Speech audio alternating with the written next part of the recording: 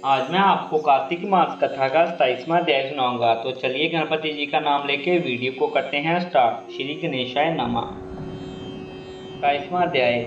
गणों ने कहा, विष्णुदास एक दिन भोजन तैयार करके भक्ति में लीन था और उसको कोई उसका भोजन चुरा ले गया। लेकिन सायकाल की आराधना हो सके तो व्रत भंग ना हो, इसलिए उसने उस दिन दोबारा भोजन तैयार नहीं किया। श्री नारद जी ने कहा, हे राजन, इस तरह लगातार 7 दिन तक कोई दूसरा उसका भोजन चुराता रहा। तब वह हैरान होकर सोचने लगा कि यह तो बड़ी विचित्र घटना है कि ना ही जाने कौन हर रोज मेरे भोजन को चुरा कर ले जाता है। फिर भी इस देव स्थान को छोड़ना नहीं चाहिए। अगर मैं भोजन बनाकर खा लेता हूँ तो देर हो जाएगी और पूजा छूट जाएगी, अतः मुझे भोजन बनाकर तुरंत खाना नहीं चाहिए। बिना भगवान को भोग लगाए मैं वैष्णवों को भोजन नहीं कराना चाहिए।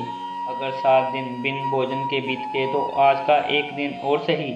आज मैं भली भांति भोजन की रक्षा करूंगा और देखूंगा कि हर रोज इसे कौन चुरा कर ले जाता है। ऐसा सोच विष्णुदास भोजन तैयार करके भोजन के पास ही छिपकर बैठ गया। उसने थोड़ी देर बाद देखा कि वहां एक चंडाल आया जिसका शरीर बहुत दुर्लभ था। उसके शरीर पर केवल चमड़ी ही चमड़ी दिखाई देती थी।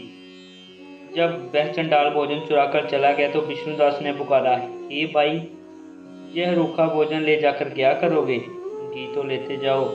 ऐसा कहकर श्रेष्ठ ब्राह्मण आगे बढ़ा और विष्णुदास को अपनी ओर आता देखकर वह चंडाल तेजी से दौड़ने लगा। वह ब्राह्मण से डर गया, लेकिन दुर्बलता के कारण दौड़ न सका, अतः वह भूमि पर गिर पड़ा और मूर्छित हो गया। चंडाल को मूर्छित देख विष्णुदास लपक कर उसके पास पहुंचा और अपने वस्त्र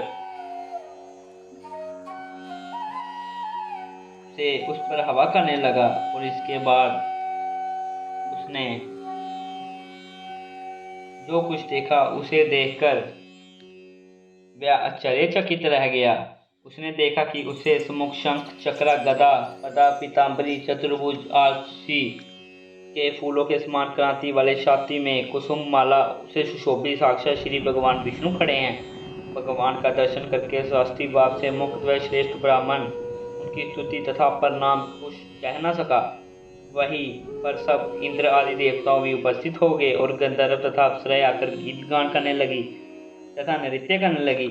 पर ब्राह्मण उनके प्रणाम करने के लिए उतावला हुआ, त्यों ही वह संपूर्ण देव, गंधर्व और अप्सराएं आ गई। विष्णु भगवान अपना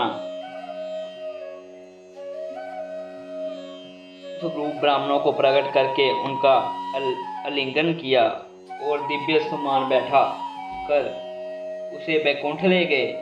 दिव्य विमान में ब्राह्मण और विष्णु के साथ जाते हुए चोल राजन ने भी देखा। वह अपने गुरु आचार्यों मुद्गल को कहा कि मैंने जतापि जो यज्ञ की हैं वे सब व्यर्थ हुए। जितना दान दक्षिणा मैंने ब्राह्मणों को दी वह असफल हुआ। विष्णु भगवान के दर्शन नहीं हुए। विष्णुदास ब्राह्मणों ने केवल श्रद्धा से भक्ति की, उसके प्रभाव से विष्णु भगवान ने आकर उसको दर्शन दिए। इसलिए भक्ति ही स्वरूप है। मुझे भगवान के दर्शन के लिए राजकीय त्याग कर भक्ति करनी चाहिए।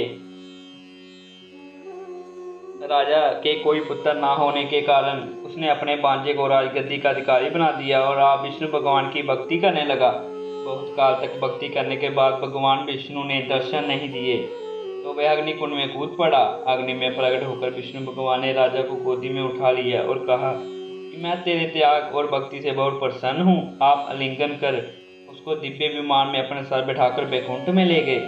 विष्णु जी ने अपने समान रूप वाले ब्राह्मण को पूज्यशील और राजा चोर को सुशीला नाम देकर दोनों को अपना द्वारपाल बनाया।